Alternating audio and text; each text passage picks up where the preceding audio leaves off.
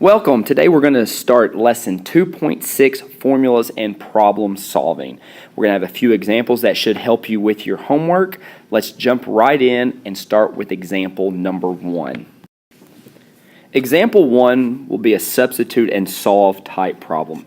You've been doing these problems since middle school, so this shouldn't take us too long to accomplish this problem. Let's start with the first example. In the first example, I'm going to give you the area formula for area of a trapezoid. And the area of a trapezoid is area A equals 1/2 height times base 1 plus base 2. Trapezoids have two bases, so this is the formula that we're going to use. So, the problem will go on to tell you that the area of this trapezoid equals 28, and the first base, base 1, equals 2, and the second base, base 2, equals 5. So, let's begin. The first thing we need to do is take the items that we know, this right here, and we need to substitute these into the problem. So let's begin. Our area is 28. Substitute in 28. 1/2 is part of the formula. Now let's look for h. The problem doesn't give us h, so that remains a variable. Base 1 is 2. Base 2 is 5. So our job now is to find out how tall is this trapezoid. What is h? So let's begin by using order of operations. Order of operations tells us that we can do parentheses first. So 28 equals 1/2 height times 2 plus 5 is 7. Now here comes the tricky part, I suppose. The tricky part might be solving the right-hand side of this equation. The commutative property allows us to multiply in any order. So even though this comes 1/2 and then your height and then 7, that does not matter because this is a multiplication problem. So we can solve the next step. This will give us 28 equals 1/2 times 7 is 3.5.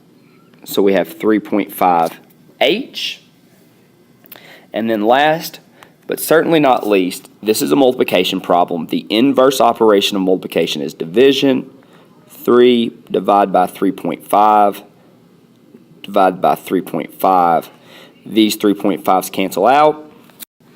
And 28 divided by 3.5 is 8. Our height is h. And that's how we do it. So you'll have about 5 problems like this one where you simply have to substitute in what you're given into the problem and solve the equation from there. Now, you can pause the video. You can go to homework problems number 1 through 5, and you should be able to solve those problems without any problem. So pause the video, go work homework problem 1 through 5, and then come back to the video for example 2. Okay, now that you've finished homework problems 1 through 5, on to example 2. Example 2 will have us solving for a variable. Now, this is new, but it's not any different than what we've been doing in the past. It's going to look a little different at first, but we're still going to follow our rules for isolating variables. So don't get overwhelmed with the fact that it looks different, because we're going to use the same steps that we use over and over and over again. I'd like to do 2 quick examples with this one since it's new, so you have a little bit more confidence whenever you go to your homework. So I'm going to draw a line right down the center of this page, and let's start with example A. Example A is going to give us the formula A equals 3BC. And down here at the bottom, I'll give you what we're going to solve for. We're going to say solve for, let's say C this time. Now, anytime you hear the word solve for, that's math speak for get that variable by itself. So our job is going to be to get this C right here all by itself. So at the end of this problem, we want it to look like this. Something equals C. So we ask ourselves, what do we need to get rid of in order to have this variable all by itself? Well, 3 is on the same side, so we need to get rid of 3 and move it over here. And B is also on this side, so we need to move it over here as well. So the question is this: how do we move the 3 and the B? Well, just like everything else we've done, we use something called inverse operation. We just do the opposite of what's currently being done. Now, hopefully, you can look at this 3BC and know that it's a multiplication problem, because anytime you have numbers or variables pushed right next to each other, that's a multiplication problem. And if you know it's a multiplication problem, then you most certainly know that the inverse, the opposite of multiplication, is division. So we're simply going to divide this side by 3B. And if we do it to one side, remember we have to do it to the other to keep it balanced. We're going to divide this side by 3B. Now what you'll notice is that the 3's cancel out and the B's cancel out. And look what we're left with. We're left with just C. We've done our job. And believe it or not, we're finished with the problem. We've isolated C. We got rid of the 3B. So our answer, though it looks unique, though it looks different, our answer is A over 3B. This is our answer. Let's do one more problem so that we feel comfortable when we go to our homework. Let's do an example B on this one as well. This one I'm going to give you D equals E plus F plus G. And down here at the bottom, let's say solve for G. Sorry about my penmanship on this one. Okay, so again, I think probably the most important thing is for us to understand what it means by solve for the variable. That simply means get G by itself. So we'll draw a line down the center. At the end of this problem, we want it to look like this. We want it to look like something equals G. We want to get G completely by itself. So what do we have to move? What do we have to move to get G by itself? If you said E, you're right. We need to move E over here. And if you said we also have to move F, you're correct as well. So we need to move E and F to this side. How are we going to do that? By inverse operations. So we look at the problem. It's an addition problem. This is positive E. So the opposite of addition, the opposite of positive, is subtraction. So we're going to go minus E to both sides. E minus E cancels out. So we're left with D minus E equals F plus G.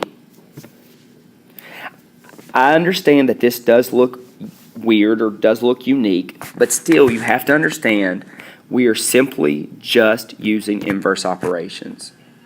So the last step, we've got to get rid of that F. It's a positive F. How can we get rid of it? Well, subtract it. F minus F is 0. We'll go to this side. Minus F. Those cancel out. And we're left with the answer of D minus E minus F equals G. This is our final answer.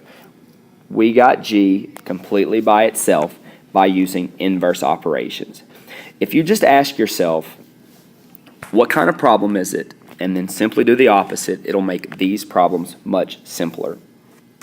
So now, you can pause this video. You can do 3 more problems. Let me give us another slide so I can. The 2 examples that we just covered will allow you to do problems, homework problems, number 6 through 8. And just a hint, the examples we did look just like number 6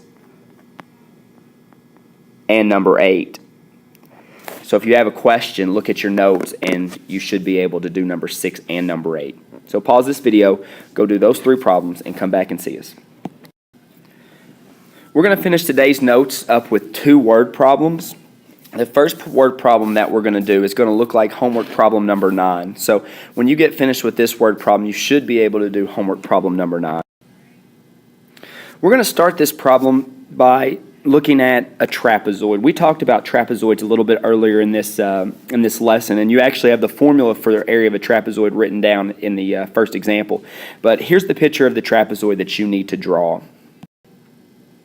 So there's the beautiful trapezoid that you need to draw. Take a second, draw this trapezoid, pause the video if you need to. So our 2 jobs are going to be 1 to find the area and 2 to find the perimeter. So we need to start with the formula. You will need this formula for homework problem number 9, so you definitely need to write this example down. Our formula for area of a trapezoid is A equals half the height times base 1 plus base 2. Now, one thing I want to point out for those of you that are unfamiliar with this formula is that this B1 and B2, these are not exponents. The 1 just simply tells us that this is one of the bases. And B2 tells us that this is the other base. It doesn't matter which one you use. This can be B1, this can be B2. It does not matter. How do you know which ones the bases are? Well, they're the set of sides that are parallel to one another. Notice that this side right here is parallel to this side right here. So that's how you identify which one of your bases are. Also, let's talk about the height. Be careful, don't put the 26s as your height. Height goes from the bottom of something straight up to the top. If you were to take your own height, you would measure from your toes straight up to your head. So our height will be 24. So that now that we know about our bases and about our height, we can simply take the values and substitute them into our problem and solve. So let's begin. Area is what we're looking for, so that's going to remain the variable, equals 1/2 times your height, which is 24 in this problem, times base 1. I'll use the smaller one, but it does not matter, plus base 2. And there we go. Now, did you have the whole formula filled in? You can technically probably at this point pick up your calculator and type this entire thing in, but I'm going to use order of operations to solve this. Okay. Half of 24 is 12, and 22 plus 42 is 66. So my area equals 12 times 66, which is 792 units squared. So if it was feet, it'd be feet squared. If it was inches, it'd be inches squared. This is our final answer. Not too hard of a problem. I think the most important part about this particular problem is that we know about our bases and about our height. So let's find the perimeter. There's no fancy formula for the perimeter. By this time, hopefully you know that to find perimeter, we simply just add up all the sides. So let's add these sides up. Let's go with 26 plus 22 plus 26 plus 42. Some people at this time might be asking, well, what about 24? Well, 24 is not a side. Perimeter is the outside of an object. 24 is our height. It's kind of an imaginary line in the middle, so it is not one of our four sides. If we add all these numbers up, 26 plus 22 plus 26 plus 42, we get P equals 116 units. Remember, area is units squared, perimeter is just simply units.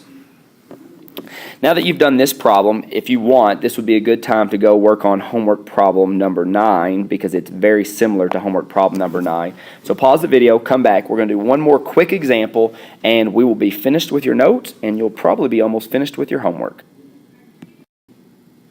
Our last example today will be one more word problem, and this particular word problem goes with homework problem number 11. Our job is going to be to solve this particular word problem that pops up on your screen. A child's sandbox is in the shape of a triangle. One side is twice the length of the shortest side, and the third side is 16 feet more than the shortest side. Find the dimensions of the sandbox if the perimeter is 32 feet. So, suggestion number one is draw a picture of a triangle. Please draw a picture of a triangle. It doesn't have to be perfect, but let's try to make it so all three sides of the triangle are different lengths. So I'm just going to draw a right triangle to make it easy. So there's the short side, and there's a longer side, and there's our longest side. Let's make there we go. So here's the deal. We've got to read this problem and we have to notice what everything is referring back to. So let's look at this. One side is twice the length of the shortest side. Okay, well, how long is the shortest side? It doesn't tell us.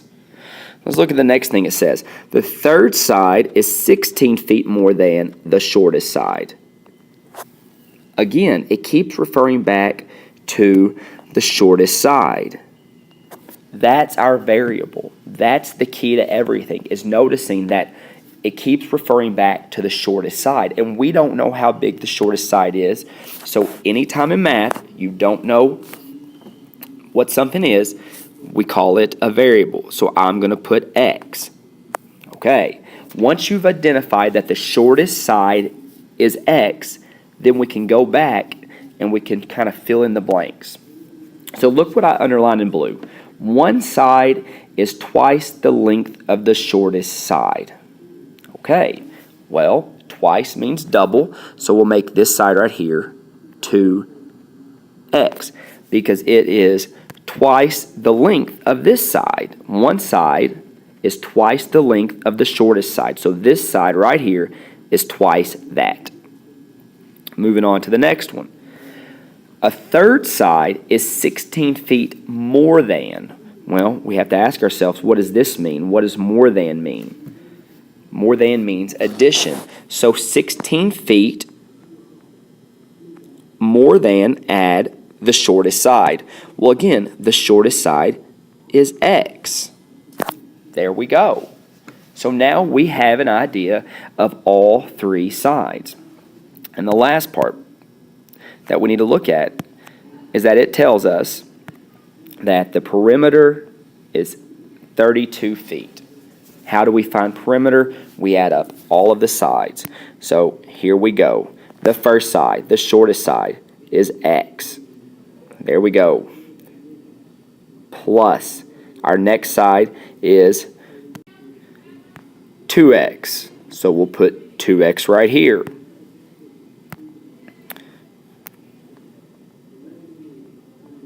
So right now, we have side 1, and we have side 2, and now we're going to add side 3. Side 3 is 16 plus x. and add it all together, it gives us our perimeter of 32. So, it's time to solve. We've been doing this for weeks now. So we'll draw our line down the center. We'll combine our like terms. We've got an x, we've got 2x, we've got another x. So together we have 4x plus 16 equals 32. We have to start isolating our variable of x. Let's move the 16 first. This is positive 16, so we're going to go minus 16. Minus 16. And we've got 4x equals 16. And last but not least, this is a multiplication problem. Inverse operations tells us we divide. We've got x equals 4. And there we go. But we're not finished because we only found one side. We found that x equals 4. So this side is 4. We need to put 4 in here, so we've got 2 times 4. So this side is 8. And we need to put 4 in here as well. So we've got 16 plus 4, which means that this side is 20. And if we add these together, 4 plus 8 plus 20, we get 32. Take your time, read these, be careful, draw pictures. Those are my suggestions for you. You can now stop this video. You can go to homework problem number 11, and you should be able to complete this assignment. If you have any questions during this video or the other videos, please don't hesitate to raise your hand and ask your teacher, and good luck.